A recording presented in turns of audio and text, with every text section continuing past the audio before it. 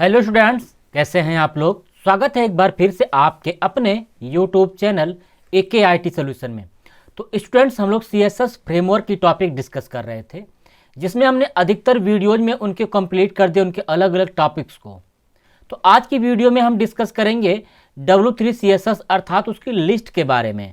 जो हमारी लिस्ट होती है, चाहे वो नंबर लिस्ट हो जाए चाहे वो बुलेट लिस्ट हो जाए, उनके ऊपर आज हम काम करना सीखेंगे। तो चलिए देख लेते हैं आज का अपना कंटेंट।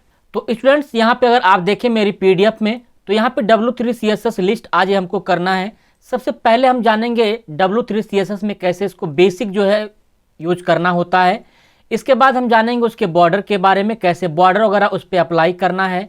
नेक्स्ट हम अगला स्टेप बढ़ेंगे तो हम जानेंगे उस लिस्ट को कैसे कार्ड के रूप में यूज करना होता है, कैसे उसको कलरफुल बनाना होता है, और तो और यहाँ पे जैसे आगे बढ़ेंगे तो उसको होरेबल से लेकर के हम अलग अलग पैडिंग के माध्यम से उसको यूज करेंगे। तो इसमें कई सारी प्रॉपर्टी हैं, कई सारे स्टेप्स हैं जिनको हम आज के इस वीडियो में डिस्कस करेंगे। लगभग 8 से 9 प्रॉपर्टी हैं जिसमें लिस्ट के बारे में डिस्कस करेंगे। तो स्टूडेंट, वीडियो को शुरू करने से पहले अगर आप नए हैं और अभी तक आपने मेरे चैनल को सब्सक्राइब नहीं किया तो प्लीज़ मेरे चैनल को सब्सक्राइब कर दीजिए और बेल आइकन को प्रेस कर दीजिए। चलिए शुरू कर लेते हैं आज का ये ट्यूटोरियल। तो सबसे पहले आपको अपना सबलाइम ओपन कर लेना है। तो सबलाइम मैंने यहाँ पे ओपन कर लिया है। तो मैं यहाँ से एक नया पेज ले रहा हूँ Ctrl+N से, और इसको सेव भी कर दे रहा हूँ। तो मैं इसको W3 लिस्ट के नाम से सेव कर रहा हूँ .html। तो यहाँ से मेरी फाइल सेव हो चुकी है और बाकी जो HTML का स्ट्रक्चर होता है उस स्ट्रक्चर को मैं यहाँ पे कर ले रहा हूँ। तो मैंने यहाँ पे एग्जाम्पल भी वही बना दिया कि लिस्ट प्रॉपर्टीज़, ठीक है। तो यहाँ पे मेरा टाइटल लग चुका है। अब इस टाइटल में क्या करना, हमने मान लीजिए एक डिव बना दिया है और उस डिव में क्या किया मैंने, डिव को नीचे बंद भी कर देते हैं। नीचे यहाँ पे डिव को मैंने बंद कर दिया। अब इसी में हम क्या करेंगे, UL लगा देते हैं। अब आपको यहाँ पे UL लगाना है या OL लगाना है, जो भी आपको लगाना है यहाँ पे आप लगा सकते हैं। इसके बाद क्या होता है, LI होता है। तो इस LI में आपको जो भी चीज़ें लिखनी है, जैसे मान लीजिए हम कुछ अपनी प्रोग्रामिंग की ही बात करते हैं, तो यहाँ पे सबसे पहले हम लोग पढ़ते हैं HTML के बाद जो है हम लोग पढ़ते हैं CSS के बाद जो हम लोग पढ़ते हैं वो पढ़ते हैं CSS फ्रेमवर्क। तो ये मैं अलग अलग अपना सेकंड पेपर का ही सारी डिटेल चैप्टर्स यहाँ पे लिख दिया। इसके बाद हम लोग पढ़ेंगे जावा स्क्रिप्ट इस टॉपिक के बाद। इसके बाद हम लोग पढ़ेंगे इसी में एंगुलर JS। तो ये हो जाएगा हमारा एंगुलर JS, ठीक है। तो ये हमारा आपका प्रैक्टिकल हो जाएगा प्रोग्रामिंग लैंग्वेज वगैरह का। इसके बाद हम यहाँ पे क्या करेंगे, UL को क्लोज भी कर देंगे। तो UL हमारा क्लोज हो चुका है। अब क्या करेंगे, यहाँ पे चलते हैं, हम सबसे पहले लिंक लगा देते हैं। तो हम यहाँ पे अपनी फाइल जो W3.CSS नाम की है उसको लिंक लगा दिए हैं। अब इसको हमने सेव ऑलरेडी पहले ही किया हुआ था। अब क्या करेंगे, इसको गूगल क्रोम पे ओपन कर लेते हैं। तो स्टूडेंट्स, यहाँ पे देखिए मैंने इस तरीके से इनको ओपन कर लिया है। हमारी प्रोग्रामिंग लैंग्वेज जो अलग अलग हैं वो शो कर रही हैं। मैं यहाँ पे अगर हेडिंग एक बनाना चाहता हूँ तो इसके लिए क्या करेंगे, यहीं पे UL से पहले एक हम क्या लगा देंगे, डिव में H3 लगा दे रहे हैं। और इस H3 में मैंने यहाँ पे लिख दिया कि प्रोग्रामिंग लैंग्वेज। तो ये हो चुकी हैं। अब मैं क्या करूँगा, इसको सेव करके यहाँ पे रिफ्रेश करूँगा। तो इस तरीके से मेरी एक हेडिंग आ गई है प्रोग्रामिंग लैंग्वेज की। तो स्टूडेंट्स, मैं यहाँ पे जो डिव बनाया हूँ उसमें क्लास वगैरह लगा देना है कंटेनर का। तो थोड़ा सा हमारा हट करके दिखेगा, शो करेगा। तो यहाँ पे मैंने कंटेनर लगाया है और UL लगा कर अब यहाँ पे रिफ्रेश कर रहे हैं, थोड़ा सा हमारा डिफरेंट शो करेगा। तो स्टूडेंट्स, इस तरीके से हमारा बेसिक अभी शो कर रहा है हमारा लिस्ट का। अब क्या करेंगे, हम इस UL में जाते हैं, एक क्लास बना लेते हैं और इस क्लास में हम डिफाइन कर लेते हैं W3-UL। अब ये UL को हमने यहाँ पे लगा दिया और रिफ्रेश किया। अब जैसे मैंने रिफ्रेश किया तो यहाँ पे देखिए हमारा क्या आ रहा है, इस तरीके से यहाँ पे हर एक लिस्ट के नीचे उसका एक बॉर्डर वगैरह शो कर रहा है। तो ये हमारी जो प्रॉपर्टी थी वो यहाँ पे बेसिक W3 की प्रॉपर्टी थी, लिस्ट की प्रॉपर्टी थी पहली वाली। दूसरा, अगर हम यहाँ पे बात करें बॉर्डर का, तो हम चाहते हैं चारों तरफ से बॉर्डर आ जाए। तो इसके लिए क्या करेंगे, अपनी इस कोडिंग पे यहीं पे हम लिखेंगे W3 बॉर्डर। अब मैंने यहाँ पे W3 बॉर्डर लिख दिया और रिफ्रेश करेंगे। अब क्या होगा, देखिए यहाँ पे चारों तरफ से क्या आ चुका है, बॉर्डर यहाँ पे आ चुका है हमारी इस लिस्ट में। नेक्स्ट क्या है इसकी अगली प्रॉपर्टी, इसको हम अगर कार्ड में भी शिफ्ट करना चाहते हैं तो कार्ड में भी शिफ्ट कर सकते हैं। इसके लिए क्या करना होगा, इसी में हम लगा सकते हैं W3 कार्ड -4। तो इस तरीके से मैंने यहाँ पे लगा दिया और जैसे रिफ्रेश करेंगे अब देखिए यह एक कार्ड के रूप में शिफ्ट हो चुकी है। यहाँ पे थोड़ा सा बॉर्डर वगैरह, यहाँ पे एक शैडो वगैरह आ चुकी है। अगर आप चाहते हैं जो कंटेंट लिखे गए हैं वो सारे कंटेंट सेंटर में आ जाएं, तो इसके लिए आप जो प्रॉपर्टी पढ़े हुए हैं पीछे सेंटर की, वो प्रॉपर्टी आप यहाँ पे यूज कर सकते हैं। जैसे मैंने सेंटर दिया, रिफ्रेश किया, अब पूरा का पूरा कंटेंट मेरा कहाँ आ चुका है, सेंटर में आ चुका है। नेक्स्ट, अगर मैं चाहता हूं मेरी ये जो लिस्ट आई हुई है इस लिस्ट को पूरा अगर कलर कर दिया जाए, तो इसके लिए क्या करेंगे, यहाँ पे हमने जो यूएल लगाया हुआ है इसके जस्ट बाद हम लगाएंगे W3 और जो हमारे बैकग्राउंड की प्रॉपर्टी होती है उसका यूज करेंगे। तो मैंने यहाँ पे टील दे दिया और रिफ्रेश करेंगे। जैसे रिफ्रेश करेंगे देखिए एक अट्रैक्टिव कलर यहाँ पे आपका बैकग्राउंड में आ चुका है। तो ये हम यहाँ पे यूज कर सकते हैं बैकग्राउंड कलर के रूप में। तो ये तो हमारा बैकग्राउंड कलर यहाँ पे लिया हुआ है। अगर आप चाहते हैं इसमें प्रत्येक लिस्ट का कलर हो जाए, अर्थात इसमें जो भी आपने LI यूज किया हुआ है उस प्रत्येक LI का अलग अलग कलर हो, तो इसके लिए आप क्या कर सकते हैं, यहाँ पे जो इंडिविजुअल हमने बनाया हुआ है इसमें भी हम क्लास लगा देंगे।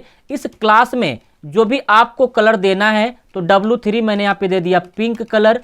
अगर मैं इसको सेव करूं और यहाँ पे रिफ्रेश करके दिखाऊं तो देखिए पहले वाले में आपका पिंक कलर आया। उसी तरीके से अगर CSS फ्रेम में कलर लगाना है तो मैंने यहाँ पे दिया CSS फ्रेम में W3 माइनस ग्रीन। तो अभी आप देखिएगा यहाँ पे जैसे मैं रिफ्रेश करूँगा ग्रीन कलर आ चुका है। उसी तरीके से अगर एंगुलर JS में हमको कुछ और कलर चाहिए तो इसके लिए हम क्या लगाएंगे, यहाँ पे क्लास में हम दे देंगे W3 माइनस ब्लू। तो इस तरीके से हम क्या कर सकते हैं, यहाँ पे अलग अलग कलर को डिसाइड कर भी सकते हैं। अलग अलग लिस्ट में इंडिविजुअल हम यहाँ पे कलर भी प्रोवाइड कर सकते हैं बैकग्राउंड के साथ साथ। नेक्स्ट, इसकी अगली प्रॉपर्टी है होरेबल की, अर्थात हम चाहते हैं यहाँ पे जैसे माउस लेके जाएं उनका कलर थोड़ा सा बदल जाए। तो इसके लिए क्या करेंगे, इसी यूएल में हम यूज कर सकते हैं W3 माइनस होरेबल। अब अगर हम यहाँ पे इस प्रॉपर्टी के साथ जाते हैं तो जैसे यहाँ पे हम जाएंगे, देखिए यहाँ पे डिफ़ॉल्ट जो उसका कलर होता है वो कलर यहाँ पे शो कर रहा है। तो ये वहीं पे शो कर रहा है जहाँ पे हमने अलग से उसकी प्रॉपर्टी यूज नहीं की है, कलर वगैरह नहीं लगाया हुआ है। अगर हम यहाँ पे प्रत्येक लिस्ट पे चाहते हैं होरेबल हो जाए, तो इसके लिए क्या करेंगे, यहाँ पे जो मैंने लिस्ट में क्लास बनाया हुआ है इसके पहले जो है हम यहाँ पे लगा देंगे W3 माइनस होवर और माइनस उस कलर का नाम दे देंगे। तो मैंने यहाँ पे दे दिया रेड। अब जैसे मैं रिफ्रेश करूंगा, अब देखिए जैसे मैं यहाँ पे लेके जा रहा हूँ इसका कलर रेड हो जा रहा है। उसी तरीके से हमको क्या करना हो, अगर इन सभी में लगाना हो तो इसमें मैं भी लगा सकता हूँ। क्लास मैंने लगाया W3 होवर, अब मैं यहाँ पे उस कलर का नाम दे दूंगा। तो मैंने यहाँ पे दे दिया येलो। अब यहाँ पे येलो दे दिया। अब जैसे मैं यहाँ पे लेके जाऊंगा रेड हो गया, यहाँ पे येलो हो गया। उसी तरीके से आप पर्टिकुलर अलग अलग में क्या कर सकते हैं, कलर डिसाइड कर सकते हैं। तो यहाँ पे एक मैं और दे दे रहा हूँ, मैंने लिखा W3 होवर माइनस ऑरेंज। तो ये मेरा ऑरेंज कलर हो जाएगा और यहाँ पे जैसे रिफ्रेश करेंगे तो इस तरीके से देखिए क्या हो रहा है, चेंज हो रहा है। ठीक है, तो यहाँ पे आप अलग अलग प्रॉपर्टी लगा करके अलग अलग को आप चेंज करा सकते हैं। नेक्स्ट, इसकी अगली प्रॉपर्टी है पैडिंग की। तो पैडिंग का क्या काम होगा, अगर मैं यहाँ पे इन सबको सेंटर से हटा करके डिफॉल्ट ही रख देता हूँ तो उसके बाद हम इसको पैडिंग यूज करेंगे। तो मैंने यहाँ पे जो सेंटर लगाया हुआ प्रॉपर्टी, वो प्रॉपर्टी मैं यहाँ से हटा देता हूँ। अब देखिए इस तरीके से हमारा ये डिफॉल्ट सेट शो हो रहा है, यानी अर्थात हमारी लिस्ट से इतनी टेक्स्ट के बीच की दूरी है। अब क्या करना है, अगर हमको पैडिंग यूज करना है तो पैडिंग के लिए क्या करेंगे, यहाँ पे एक एक के बीच में हम यूज करेंगे, इंडिविजुअल यूज करेंगे। तो इसमें आपको लगाना है W3 पैडिंग और उस पैडिंग का मान देना आपको स्मॉल और लार्ज, दो पैडिंग होती हैं। तो अब हम करते हैं, यहाँ पे जाते हैं और रिफ्रेश करके, और जैसे मैंने रिफ्रेश किया तो ये मेरा HTML था वो थोड़ा सा और अंदर चला गया, देखिए CSS की अपेक्षा। उसी तरीके से अगर मुझको यहाँ पे भी लगाना है CSS में, तो भी हम क्या करेंगे, लगाएंगे W3 माइनस पैडिंग और लगा देंगे स्मॉल। अब जैसे इसको रिफ्रेश करेंगे तो देखिए यहाँ पे ये भी आपका कहाँ चला गया, अंदर। उसी तरीके से अगर मैं चाहता हूँ जावा स्क्रिप्ट और एंगुलर JS पे कुछ दूसरा लगाना, तो मेरा ये जावा स्क्रिप्ट है, तो मैं यहाँ पे लगाऊंगा क्लास। सबसे पहले क्लास में मैंने लगा दिया W3 पैडिंग और इस स्मॉल की जगह पे जो है हम यहाँ पे लगा देंगे लार्ज। जैसे मैं लार्ज लगाऊंगा, डबल कोट्स बंद भी करना होगा हमको, और रिफ्रेश करेंगे, थोड़ा सा मार्जिन इसकी क्या होती है और शिफ्ट हो जाती है। उसी तरीके से यहाँ पे अगर आपको लगाना है W3 पैडिंग माइनस लार्ज। अब मैं यहाँ पे क्या करूँगा, फिर से एक बार रिफ्रेश, तो यहाँ पे देखिए आपका और इधर शिफ्ट हो चुके हैं। अगर इन तीनों को देखेंगे तो ये वाला जो आपका है वो थोड़ा सा अंदर है, ये आपका डिफॉल्ट है जैसा आपने लगाया हुआ था, और ये दोनों लार्ज हैं। लार्ज से क्या हुआ, ये थोड़ा सा डिफॉल्ट से भी आपका इधर शिफ्ट हो चुका है। तो ये हमारा होता है पैडिंग का कमाल, जो स्मॉल और लार्ज के माध्यम से हम पैडिंग को थोड़ा इधर उधर शिफ्ट कर सकते हैं। तो स्टूडेंट्स नेक्स्ट इसकी अगली जो प्रॉपर्टी है वो है लिस्ट विथ क्लोज ऑप्शन के माध्यम से। यहाँ पे अगर देखें तो जैसे यहाँ पे एक क्लोज का ऑप्शन दिया गया है, उसी तरीके से यहाँ पे क्लोज ऑप्शन यहाँ पे आप डिसाइड कर सकते हैं। तो इसके लिए आपको क्या करना होगा, आप जो है यहाँ पे कुछ एक्स्ट्रा एफर्ट यूज कर सकते हैं। तो यहाँ पे डिस्प्ले प्रॉपर्टी वगैरह को भी यूज करना होता है। तो यहाँ पे सबसे पहले जो हमने लिस्ट लगाई हुई है, इस लिस्ट में अलग अलग प्रॉपर्टी यूज की हुई है। तो मैं क्या करता हूँ, इसको मैं ऐसे ही रहने देता हूँ और एक नई लिस्ट प्रॉपर्टी यहाँ पे क्या कर लेता हूँ, यूज कर लेते हैं। तो यहाँ से मैं फिर से जा रहा हूँ, डिव को कॉपी कर लिया हूँ और इस डिव को मैं नीचे जो है क्या कर दूंगा, पेस्ट कर दूंगा। तो मैं यहाँ पे नीचे पेस्ट कर दिया हूँ। तो यहाँ पे प्रोग्रामिंग लैंग्वेज ही है, तो यहाँ पे मैंने लिख दिया लिस्ट एग्जाम्पल। ठीक है, यहाँ पे लिस्ट एग्जाम्पल हो जाएगा। और यहाँ पे जो आपने अलग अलग क्लास लगाई हुई थी लिस्ट में, उसको हटा देंगे। यहाँ पे भी हटाएंगे, यानी सब लिस्ट में से अलग अलग क्लास जो आपने लगाया हुआ है इन सबको आप हटा देंगे। नॉर्मल बेसिक ही कर देते हैं सबसे पहले। अब यहाँ पे मैंने लगा लिया है। अब इसको सेव कर लेते हैं एक बार फिर से और रिफ्रेश करते हैं। तो ये देखिए आपका इस तरीके से शो कर रहा है अभी। अब क्या करना है हमको, यहाँ पे सबसे पहले एक हमको प्रॉपर्टी यूज करनी होती है। अब देखिए वो प्रॉपर्टी कौन सी है, ये प्रॉपर्टी आपकी एलआई में जो यूज होती है क्लास के साथ, W3 डिस्प्ले कंटेनर का। तो यहाँ पे हमको यूज करना होगा एक क्लास, और उस क्लास में यूज करना है W3 minus display minus container. तो ये हमारी प्रॉपर्टी हो चुकी है। अब अगर आप इसको रिफ्रेश करके यहाँ पे देखेंगे तो अभी आपको कुछ नहीं दिखाई देगा, क्योंकि अभी हमने यहाँ पे उस बटन के लिए वो यूज नहीं किया हुआ है कि हमारा जो टेक्स्ट होगा, अर्थात हमारे टेक्स्ट के बाद जो ये बटन आ रही है उस बटन पे भी हम लगाना चाहते हैं। तो इसके लिए यहाँ पे क्या करेंगे, एक यहाँ पे आपको काम करना होगा, ये कोड आपको यहाँ पे टाइप करना होगा। तो मैं यहीं से क्या कर रहा हूँ, कोड को कॉपी कर ले रहा हूँ और इस HTML के बाद जो है कोड को हम क्या करेंगे, पेस्ट कर देंगे। तो यहाँ पे जो है मैं कोड को पेस्ट कर दे रहा हूँ और इसको रिफ्रेश करूँगा। अब एक बार यहाँ से आएंगे और रिफ्रेश करेंगे। जैसे रिफ्रेश करेंगे देखिए इस साइड आपका क्या आ चुका है, ये क्रॉस की बटन आ चुकी है। तो ये कोड या तो आप याद कर सकते हैं, ठीक है, जैसे आपका कोड है span on click this dot parent element by style display none करके ये सारी चीजें दी गई हैं। अब उसी तरीके से हमको क्या करना है, सब में यूज करना है। तो मैं इसी क्लास को सबसे पहले कॉपी कर ले रहा हूं और सभी लिस्ट में पेस्ट कर दे रहा हूं यहाँ पे। तो ये देखिए सभी लिस्ट में सारी चीजें पेस्ट हो चुकी हैं। अब हमको उस क्रॉस को बटन को लाना है। तो क्रॉस की बटन लाने के लिए हमको यहाँ पे स्पैन यूज करना होता है, जो स्पैन में कोडिंग मैंने की हुई है। इस कोडिंग को भी हम यहाँ से कॉपी करेंगे और हर एक टैग के बाद, यानी हर एक कंटेंट जो लिखे हुए हैं इसके बाद जो है इसको पेस्ट कर देंगे। तो इस तरीके से पेस्ट हो गया है।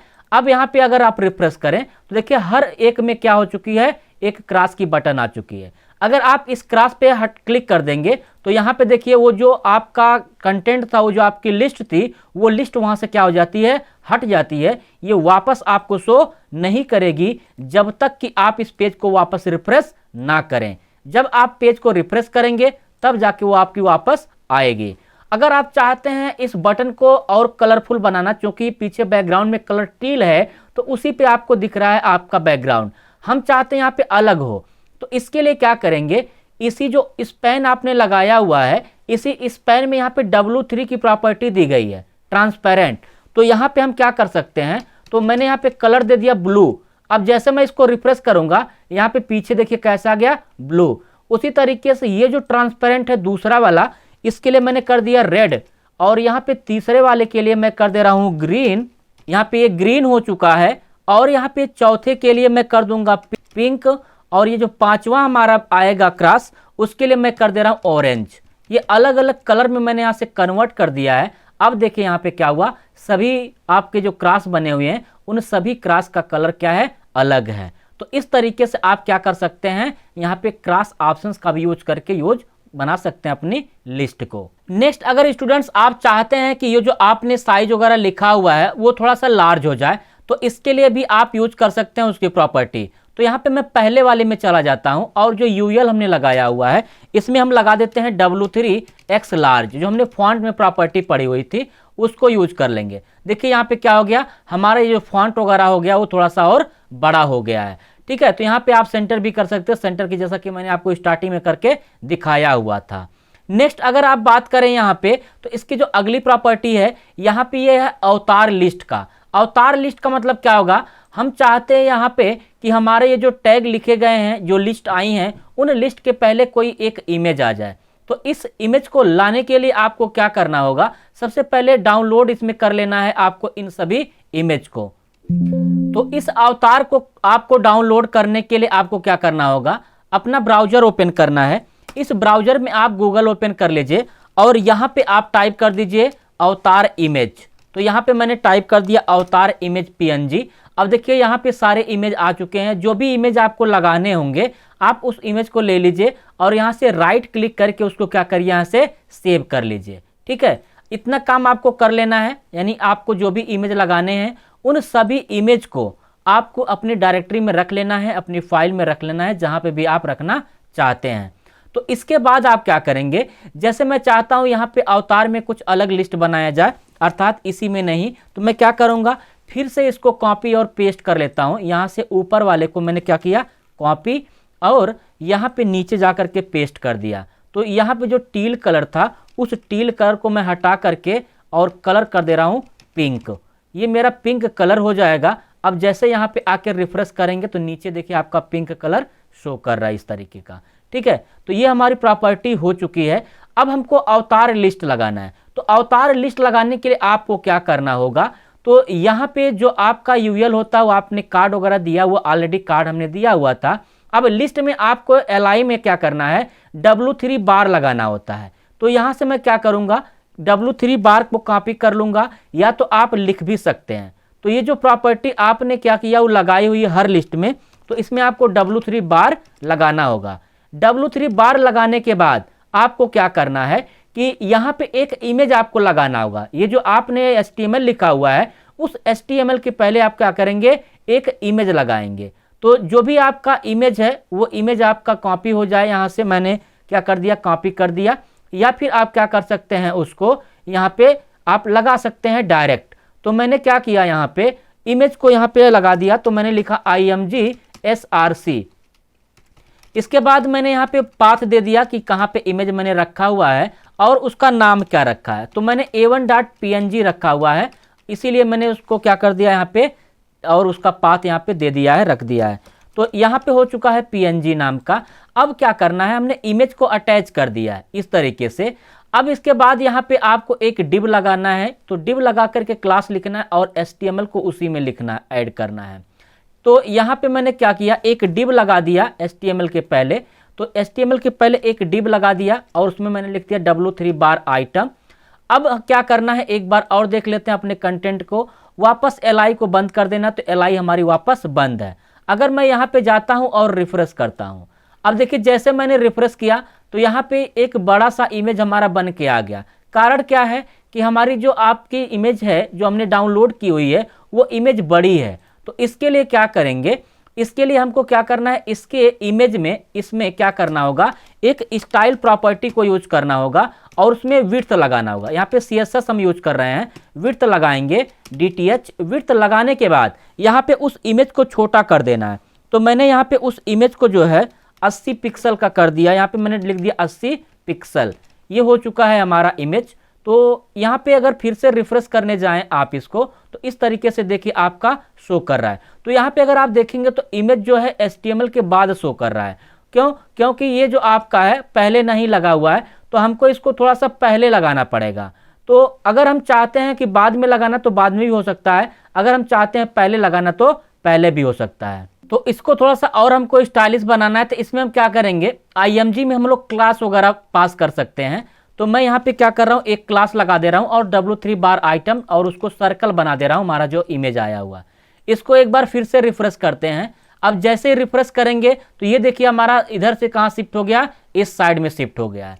तो अब क्या करना है, इस पूरी प्रॉपर्टी को हमको कॉपी और पेस्ट कर लेना है। तो मैं यहाँ पे क्या करता हूँ, सबसे पहले LI में W3 बार जो है उसको मैं यहाँ पे कॉपी और पेस्ट कर दे रहा हूँ। तो मैंने यहाँ पे सभी में W3 में क्या किया, ये सारी चीज़ें मैंने यहाँ पे पेस्ट कर दी है। अब इसके बाद क्या करेंगे, सबको पेस्ट कर देते हैं। सबसे पहला काम हमारा यही है कि सब में पेस्ट कर दिया मैंने, सभी में मैंने इसकी LI की लिस्ट पेस्ट कर दी है। इसके बाद हम क्या करेंगे, ये जो IMG और div क्लास वगैरह बनाया गया है इसको भी कॉपी कर लेते हैं और हर टेक्स्ट के पहले जो हमने नाम लिखा हुआ जावा स्क्रिप्ट, एंगुलर, CSS फ्रेमवर्क वगैरह, इसको कॉपी और पेस्ट कर लेते हैं। इसके बाद अगर हम रिफ्रेश करें तो इस तरीके से देखिए सभी में वही दे रहा है। तो सभी में वही देने का कारण क्या है, मैं यहाँ से हॉरिबल को हटा देता हूँ या रहने देता हूँ कि आपका इमेज वही है। तो हम यहाँ पे क्या करेंगे, इसका जो पाथ है अर्थात उसका जो नाम है अलग अलग इमेज का, वो हम यहाँ पे रख देते हैं। तो मैंने यहाँ पे अलग अलग नाम जो है रख दिया, ठीक है। तो ये हमारा नाम यहाँ पे हो चुका है अलग अलग। सेव करके अब रिफ्रेश करते हैं। अब देखिए सभी में क्या है, चेंज हो गया है। तो जो भी इमेज था, मेरे पास 3 ही इमेज थे, तीनों इमेज को मैंने यहाँ पे क्या कर दिया है, लगा दिया है। अगर आप चाहते हैं इस साइड भी आपका क्रॉस हो जाए, मतलब आपका ये अवतार भी लिस्ट रहे और साथ ही साथ आपका क्रॉस भी रहे, तो इसके लिए क्या करेंगे, तो जो आपने यहाँ पे एक क्रॉस वाली प्रॉपर्टी यूज की है इसको भी आपको यूज कर लेना है। तो जैसे अगर हम यहाँ पे इसको मिक्स बना रहे हैं तो इसका जो कंटेनर है इसके प्रत्येक LI में आपको क्या करना है, ऐड कर देना है। ऐड करने के बाद इसका जो स्पैन है वह स्पैन भी आपको क्या करना है, कॉपी कर लेना है। और कॉपी करने के बाद इसका जो यहाँ पे CSS नाम लिखा है या HTML नाम लिखा हुआ है इसमें आपको क्या कर देना है, पेस्ट कर देना है। तो मैंने यहाँ पे पेस्ट कर दिया। सेव करते हैं और रिफ्रेश करते हैं। अब जैसे मैंने रिफ्रेश किया यहाँ पे देखिए क्या आ चुका है, एक क्रॉस की बटन आ चुकी है, ठीक है। तो इस तरीके से हम क्या कर सकते हैं, बटन ऐड कर सकते हैं चाहे ना। तो जो भी आपकी इच्छा हो आप यहाँ पे कर सकते हैं। बटन ऐड करना है तो भी ठीक है, बटन नहीं ऐड करना है तो भी ठीक है, ठीक है। तो इस तरीके से मैंने आपको पूरी की पूरी लिस्ट प्रॉपर्टी जो है पूरा कवर कर दी है एक वीडियो में। तो स्टूडेंट्स इस वीडियो में इतना ही है। वीडियो अगर आपको अच्छी लगी तो वीडियो को लाइक कर दीजिए, साथ ही साथ इस वीडियो को दूसरों के साथ भी शेयर करिए जिससे उनको भी इसका लाभ हो सके। अगर आप नए हैं या फिर अभी तक आपने मेरे चैनल को सब्सक्राइब नहीं किया तो चैनल को सब्सक्राइब कर लीजिए और बेल आइकन को प्रेस कर दीजिए। मिलते हैं नेक्स्ट वीडियो में, तब तक के लिए बाय बाय, टेक केयर।